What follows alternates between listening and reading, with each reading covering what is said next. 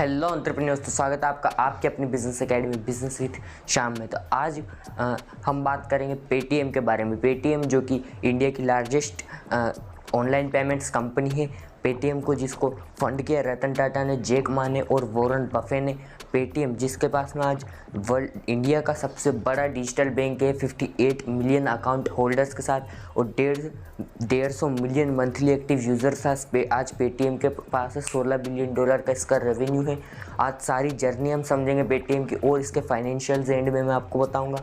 इसका आईपीओ आ रहा है, उसकी डिटेल्स भी मैं आपको एंड में बताऊंगा। क्या मार्केटिंग स्ट्रेटजीज पेटीएम ने यूज़ करी, सारी चीज़ों को आज समझेंगे। तो शुरुआत करते। कंपनी की शुरुआत हुई थी साल 2010 में। विजय शेखर शर्मा ने इसकी शुरुआत करी थी as a mobile recharge company, यानी पहले मोबाइल रिचार्जेस किया करते थे केवल। शुरुआत से पहले विजय शेखर शर्मा चाइना गए थे। वहाँ पर इन्होंने एक सुपरमार्केट के अंदर देखा था कि वहाँ पर बहुत लंबी लाइन लगी हुई थी कस्टमर की। वहाँ पर शॉपिंग करी थी इन्होंने चाइना के सुपरमार्ट में। तो वहाँ बहुत लंबी लाइन थी, लेकिन वो लाइन जल्दी जल्दी ख़त्म हो रही थी। तो बाद में इन्होंने देखा कि वहाँ पर क्या था कि जो दुकानदार है उसके पास में एक स्कैनर था और मोबाइल के अंदर क्यूआर कोड था। वो उस क्यूआर कोड को मोबाइल में से स्कैन कर लेता था और उससे अकाउंट से ऑटोमेटिकली पैसा कट हो जाता था, जिसमें टाइम भी नहीं लगता था।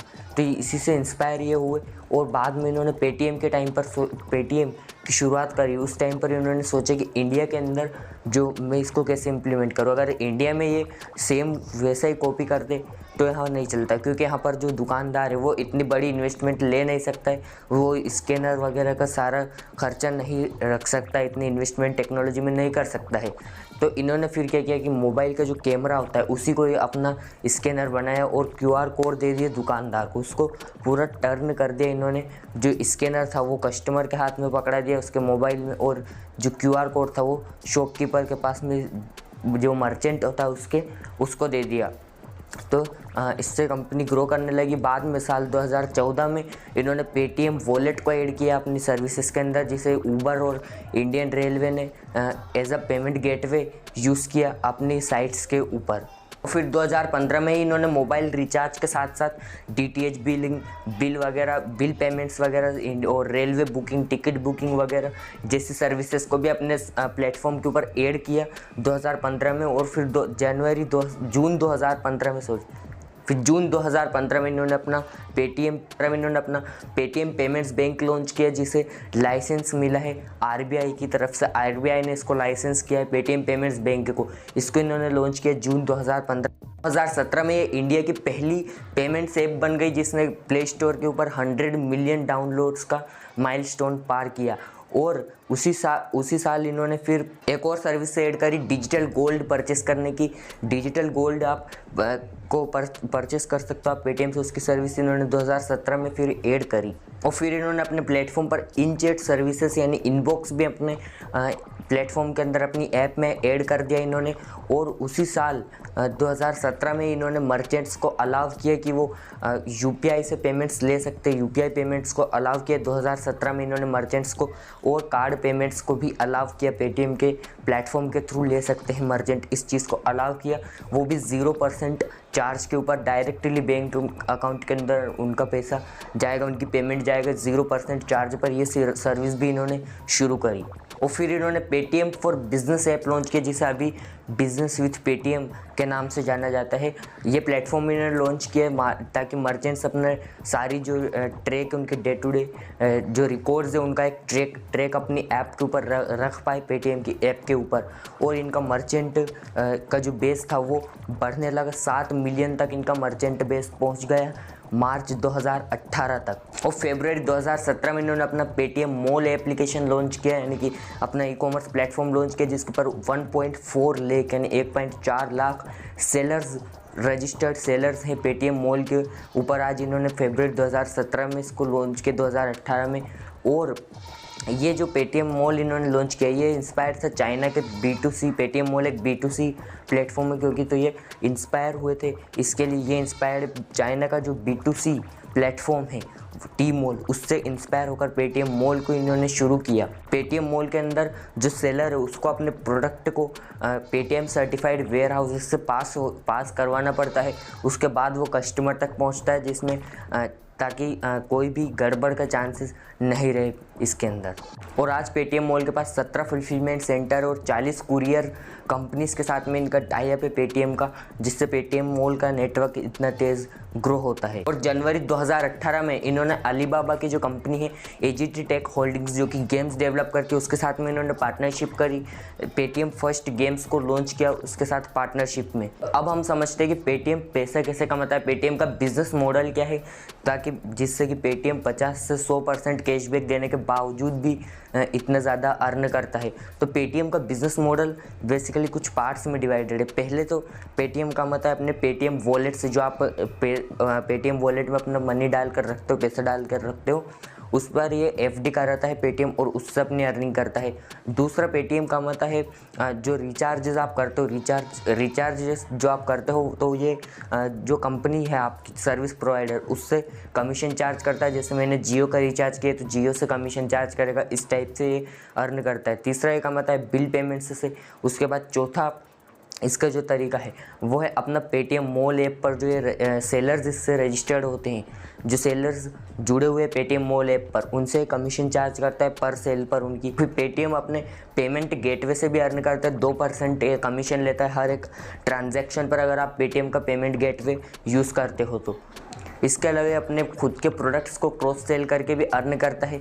और जैसे अगर मान लो इसने पेटीएम की अपनी ऐप फ्री दे दी आपको पेटीएम की ऐप में, और उस पेटीएम ऐप में या अपने बाकी प्रोडक्ट्स जैसे Paytm money, Paytm payments bank, Paytm mall, इन चीज़ों को पेटीएम फर्स्ट गेम्स इनको प्रमोट करता है उसके अंदर, और उन ऐप्स से फिर अर्निंग करता है आपको उन ऐप्स पर ले जाकर। और एक ये एडवर्टीजमेंट जो आप देखते हो पेटीएम की एप्लीकेशन पर, पेटीएम की वेबसाइट पर, इनसे ये अर्न करता है। तो ये कंप्लीट बिजनेस मॉडल है पेटीएम का, जिससे 50 से 100% कैशबैक देने के बाद भी इतना ज़्यादा अर्न करते हैं। अब तीसरे स्टेप में हम समझते हैं पेटीएम की मार्केटिंग स्ट्रेटजी क्या है, कैसे पेटीएम इतने कस्टमर्स लेकर आता है। तो पेटीएम की मार्केटिंग स्ट्रेटजी में सबसे पहला पॉइंट है इनकी social media marketing strategy. Social media के थ्रू, फेसबुक, इंस्टाग्राम वगैरह के थ्रू ब्रांड की अवेयरनेस जनरेट करते हैं, लोगों के बीच में लोगों को अवेयर करते हैं अपने प्रोडक्ट के बारे में अपने सोशल मीडिया अकाउंट्स के थ्रू।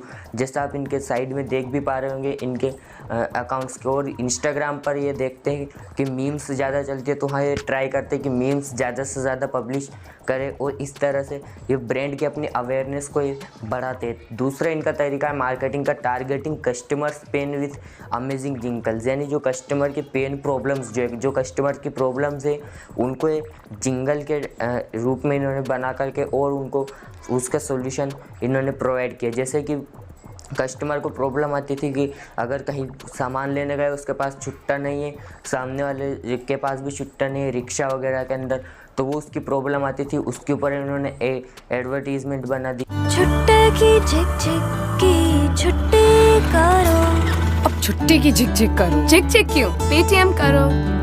माइल्स में तुम थोड़ी सी स्माइल भरो, जिंदगी जीने का नया तरीका शुरू करो, पेटीएम करो। फिर कस्टमर को प्रॉब्लम आती थी, कहीं शॉप पर गया, किसी मॉल में गया, उसके पास छुट्टा नहीं तो उसको टॉफ़ी दे देता था, वो चॉकलेट दे देता था, तो उसकी प्रॉब्लम के ऊपर इन्होंने जिंगल ऐड करके और अपना ऐड बना दिया।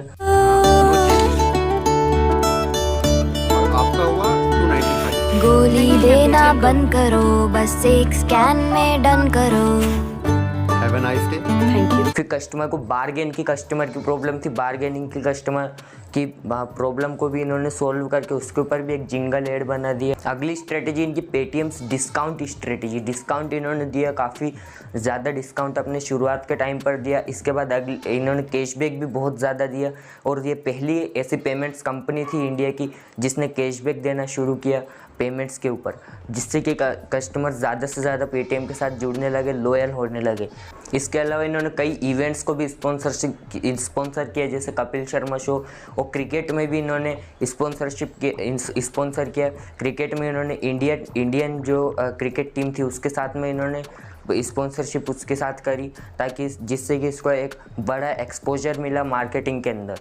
और फिर इन्होंने मुंबई के अंदर जो डब्बा वाला थे उनके साथ में इन्होंने टाई अप किया और उससे भी इनको इनकी एक मार्केटिंग हो गई डब्बा वाला के साथ में पार्टनरशिप करने से, ताकि जब भी अब उस कोई ऑर्डर करता था डब्बा वाले के प्लेटफॉर्म पर तो उसमें पेटीएम का ये गेटवे दे देते थे पेटीएम से, तो फिर उससे पेटीएम के पास कस्टमर आने लगा। पेटीएम का ऑप्शन इन्होंने ऐड करवा दिया उसके अंदर। और फिर सबसे बड़ी बात, इन्होंने 1 महीने के लिए अपने SMS को ऑटो स्टार्ट पर ऑटो SMS पर रन कर दिया, जिससे कि ऑटोमेटिकली कस्टमर का जब भी कोई भी बिल का टाइम आता था या फिर उसका मोबाइल रिचार्ज का टाइम आता है तो उसके पास ऑटोमेटिकली एक मैसेज भेज देता था पेटीएम, जिससे कि वो डायरेक्ट वहीं से 1 क्लिक में अपना बिल पेमेंट या अपना मोबाइल रिचार्ज वो कर सकता था। तो इससे कस्टमर बार बार पेटीएम के प्लेटफॉर्म पर आने लगा उस नोटिफिकेशन उस मैसेज की हेल्प से। अब ये इतनी सक्सेस को ये गेन कर रहे थे तो इतनी सक्सेस में इनके कई कंट्रोवर्सीज भी बीच में आए, जैसे कि एक कंट्रोवर्सी इनकी आई थी पेपाल के साथ में। तो पेटीएम का और पेपाल का जो आप कलर कोड देखोगे तो कलर कोड पेटीएम और पेपाल का दोनों का सेम ही है। तो इसके ऊपर पेपाल ने पेटीएम के ऊपर केस कर दिया कि इन्होंने हमारे कलर कोड को, हमारे लोगों को इन्होंने कॉपी किया है। तो उसका भी केस अभी कोर्ट के अंदर चल रहा है उसका भी। फिर कई फ्रॉड की भी न्यूज़ आई इनकी कंपनी के अंदर, इनके एम्प्लॉयज़ ने फ्रॉड भी किया उसकी भी न्यूज़ आई। और 18 सितंबर 2020 को पेटीएम को गूगल प्ले स्टोर के प्लेटफॉर्म से अनलिस्ट कर दिया। ये भी एक बड़ी कंट्रोवर्सी थी गूगल के साथ में। गूगल का कहना था कि पेटीएम हमारी जो पॉलिसीज़ है उनको फॉलो नहीं कर रहा है, कैशबैक की पॉलिसीज़ को, तो गूगल को अनलिस्ट कर दिया था। हालांकि उसके कुछ ही घंटे बाद विजय शेखर शर्मा के ट्वीट से पेटीएम वापस आ गया गूगल प्ले स्टोर के ऊपर। अब हम पेटीएम के फ्यूचर प्लान्स को डिस्कस कर लेते हैं कि फ्यूचर प्लान्स क्या है। तो पेटीएम के जो मेन जो टारगेट है वो तीन सेगमेंट के अंदर मेन टारगेट है, ई-कॉमर्स, पेमेंट्स और फाइनेंशियल सर्विसेज। तो इसके अंदर फाइनेंशियल सर्विसेज में पेटीएम का प्लान है कि नेक्स्ट 3 ईयर्स के अंदर पेटीएम $1.4 बिलियन इन्वेस्ट करेगा ताकि इसको और ग्रो कर सके, इसको और अच्छा बना सके पेटीएम की फाइनेंशियल सर्विसेज को। और फिर पेटीएम का एम है कि ये 110 मिलियन कस्टमर्स तक पहुँचे T20 लीग के थ्रू। इसके लिए 300 करोड़ का इन्वेस्टमेंट भी मार्केटिंग के ऊपर करने वाला है T20 में, ताकि 110 मिलियन कस्टमर्स तक, नए कस्टमर्स तक इसकी रीच को एक्सपेंड कर सके पेटीएम अपनी रीच को। और फिर अभी पेटीएम ने अपने IPO के लिए भी फाइल किया है, 16,600 करोड़ का ये IPO होगा। तो अब हम पेटीएम के फाइनेंशियल्स को डिस्कस कर लेते हैं और इसके IPO को थोड़ा डिस्कस कर लेते हैं। तो इसके लिए ये बहुत बड़े चूँकि इसके फाइनेंशियल्स है तो उनको मैंने यहाँ पर नोट किया हुआ है। तो पेटीएम ने फाइनेंशियल ईयर 2018-19 में एक ह्यूज लॉस को फेस किया था और कंपनी को 2% हाइक मिला इसके रेवेन्यू के अंदर, लेकिन इसके 54% इनके एक्सपेंसेस बढ़े, इनके खर्चे बढ़ गए। पेटीएम ने नवंबर 2019 के अंदर T Rowe प्राइजेस से अपनी सीरीज़ G राउंड की फंडिंग को कंप्लीट किया, जिससे पेटीएम का वैल्यूएशन $16 बिलियन हो गया है। पेटीएम की जो टोटल इनकम फाइनेंशियल ईयर 2020 में जो 3,540 करोड़ थी वो फाइनेंशियल ईयर 2021 में गिर करके 3,186 करोड़ हो गई है, केवल 3,186 करोड़ हो गई है। तो ये जो सडन डिक्रीजमेंट आया है इस इतने बड़े फिनटेक जाइंट के अंदर, इसको बताया जा रहा है कि इससे ये समझा जा सकता है कि लॉकडाउन के अंदर, कोविड के अंदर जो कमर्शियल पेमेंट्स है उनके अंदर भारी गिरावट आई है, ताकि जिससे पेटीएम का कोई लॉस हुआ है। और पेटीएम ने अभी कहा है कि IPO के बाद भी ये हो सकता है कि 8 से 10 महीने तक ये लॉस में ही पेटीएम रहेगा। पेटीएम के IPO की थोड़ा डिस्कस करें तो पेटीएम का 16,600 करोड़ का IPO है और पेटीएम का ये IPO इंडिया का सबसे बड़ा IPO रहेगा। अब तक का जो सबसे बड़ा IPO था वो था कोल इंडिया का, जो कि 2010 में आया था 15,000 करोड़ का, लेकिन ये उससे भी बड़ा होगा पेटीएम का IPO 16,600 करोड़ का। और इस पेटीएम के अंदर जो इन्वेस्टर्स है वो SoftBank, Warren Buffett, Jack Ma और चीन का एंट ग्रुप, ये सारे इन्वेस्टर्स हैं पेटीएम के अंदर।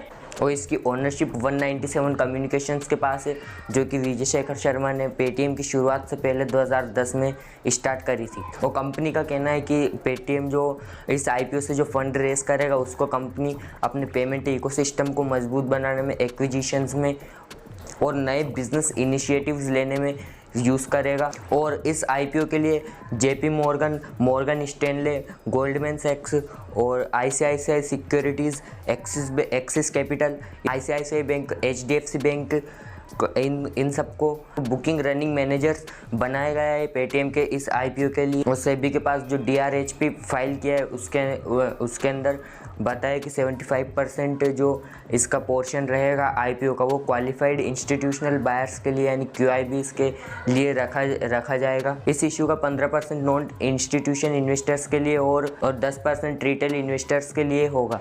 और अब हम चलते हैं इस केस स्टडी से हमें क्या लर्निंग्स मिलती है उनकी तरफ। तो पहली लर्निंग इसके अंदर हमें मिली कि अब हमें अपॉर्चुनिटीज़ को जल्दी से ग्रैब करना चाहिए। अब ये अपॉर्चुनिटी सभी के पास थी डिमोनेटाइजेशन के टाइम पर ऐसा प्लेटफॉर्म क्रिएट करने की, लेकिन विजय शेखर शर्मा ने पेटीएम ने इस अपॉर्चुनिटी को जल्दी से ग्रैब किया और पेटीएम आज इतना आ गया है कि फ़ोन पे, गूगल पे वगैरह सब इससे पीछे, फ्रीचार्ज, जियो मनी सब इससे पीछे रह गए। दूसरी लर्निंग इस तरह की customer feedback is the most important thing है। तो इनका एक कॉल सेंटर एक बार बंद हो गया था बीच में, जब डिमोनेटाइजेशन हुआ उस टाइम पर तो लोग कॉल कर रहे थे लेकिन कोई कॉल उठा नहीं रहा था। तो लोगों ने ट्विटर के ऊपर इनके बारे में गलत बोलना शुरू किया। उसके बाद में विजय शेखर शर्मा ने एक रात में अपनी सेल्स टीम को बढ़ाया, अपनी कॉल सेंटर की टीम को बढ़ाया और फिर से कॉल सेंटर को चालू। तीसरा, expand in new verticals according to customers problem. तो शुरुआत में मोबाइल रिचार्ज में थे, फिर इन कस्टमर की प्रॉब्लम को इन्होंने देखा धीरे धीरे और बिल पेमेंट्स में गए, फिर इन्वेस्टमेंट्स में, फाइनेंशियल सर्विसेज में, इन सारी चीज़ों में गए जिससे ये पेटीएम इतना आ गया। और चौथा है लो कॉस्ट मार्केटिंग स्ट्रेटजीज़। तो हमने इसके ऊपर पूरा सेक्शन लिया है, उसमें आप देख सकते हो कैसे पेटीएम ने low cost marketing strategies use करके इतना बड़ा कस्टमर रीच को गेन। तो आपको ये वीडियो कैसा लगे नीचे कमेंट में बताना, और क्या आप पेटीएम के IPO के अंदर इन्वेस्ट करोगे ये भी नीचे कमेंट में बताना। और देवयानी इंटरनेशनल्स का भी IPO आ रहा है, तो क्या आपको उसके ऊपर भी एक केस स्टडी चाहिए वो भी नीचे कमेंट में बताना। अगर वीडियो पसंद है तो वीडियो को लाइक कीजिए, शेयर कीजिए और चैनल को सब्सक्राइब करके बेल आइकन को ऑल पर सेट ज़रूर कर लीजिए। तो मिलते हैं नेक्स्ट वीडियो में नेक्स्ट बड़ी प्रॉब्लम के सोल्यूशन के साथ। तब तक के लिए धन्यवाद।